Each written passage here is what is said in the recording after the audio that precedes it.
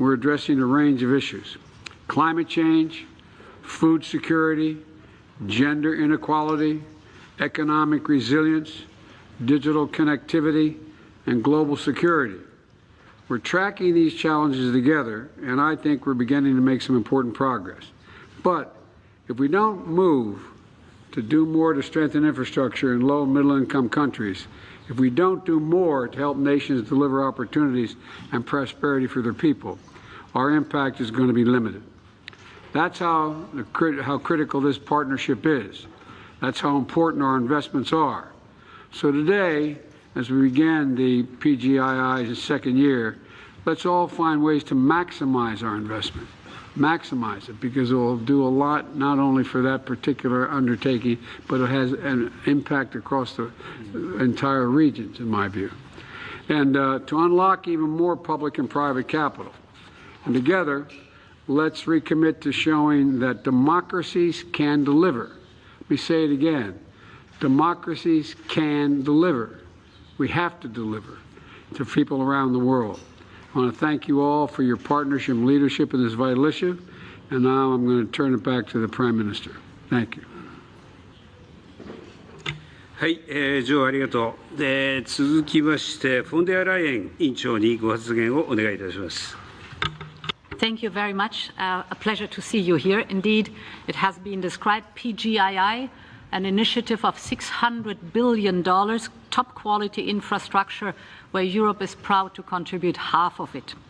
We want eyes-level partnership with the partner countries.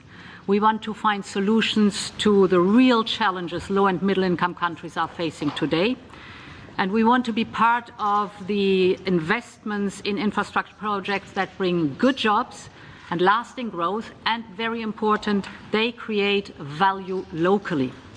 Now, to reach this goal, we need the private sector. So this could take us from the billions to the trillions. We need you, and that's why we're here today. I know that you want to know that we are in this for the long haul. Yes, this is for sure, we are in this for the long haul.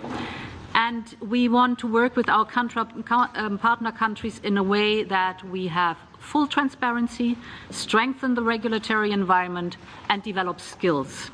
I know that such a conducive and regulatory clear environment is essential for you to have the necessary predictability and security for capital investment. Global Gateway, the European part of this initiative, has started 90 projects worldwide so far. Let me share just 3 examples. In Namibia, we are providing guarantees for private investments in green hydrogen. The goal here is twofold: ensure clean energy for the country itself and generate new revenues for the country in a way that it is able to export the green hydrogen, for example, to the European Union.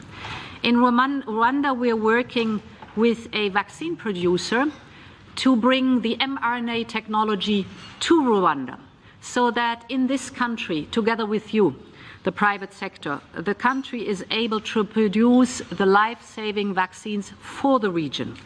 In the Philippines, we are connecting our Copernicus satellite to build the first Earth observation system in Southeast Asia. And Nokia, who is with us today here, is investing in 4G and 5G infrastructure. So here, the cooperation will support national and regional capacities to tackle the impact of climate change and improve disaster risk management. So these were a few brief examples for the incredible power that public-private partnership can unleash. And I'm glad to announce that we are now mobilizing an extra 4 billion euros in loans for the Asian and Pacific regions. Ladies and gentlemen, the G7 partnership is our effort to be part of the solution to the infrastructure investment gap. We want to put a better offer on the table. If we are in a race, we are in a race to the top, and we will continue to work after Hiroshima with the next presidencies of G7 in Italy and in 2025 in Canada. So happy to have you on board, and I want to invite you already to the first Global Gateway Forum in Brussels in October this year. Thank you for joining us.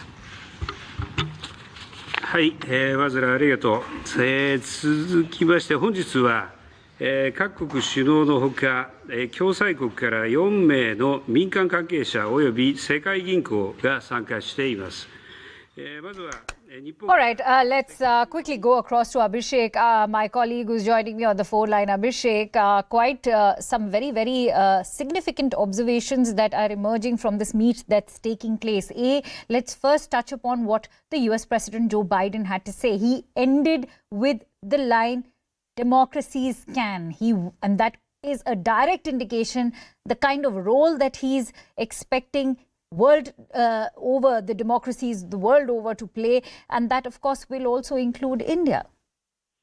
Of course, and we see when he talks about this PG2 project, so clearly this has been considered as a counter of China's BRI initiative, and when he says that democracies can deliver, it means that he is pitching this whole idea of BRI in context of China's communist or dictatorial sort of regime, while the PG2 is something that is conceived and designed by democracies around the world, and they are working to bridge the gap between developed and developing nations. About 600 billion is something that the US has conceived to be spent by 2027 for the project.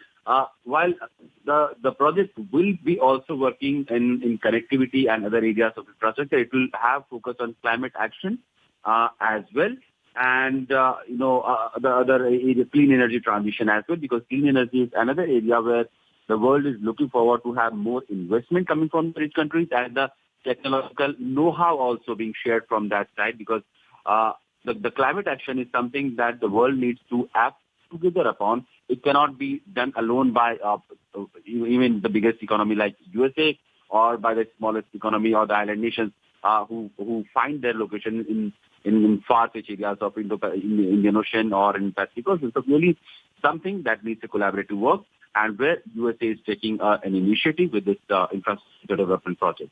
Absolutely, and in fact, there's a strong message being sent out to China as well, and that is something that was on expected lines even prior to the G7 taking place.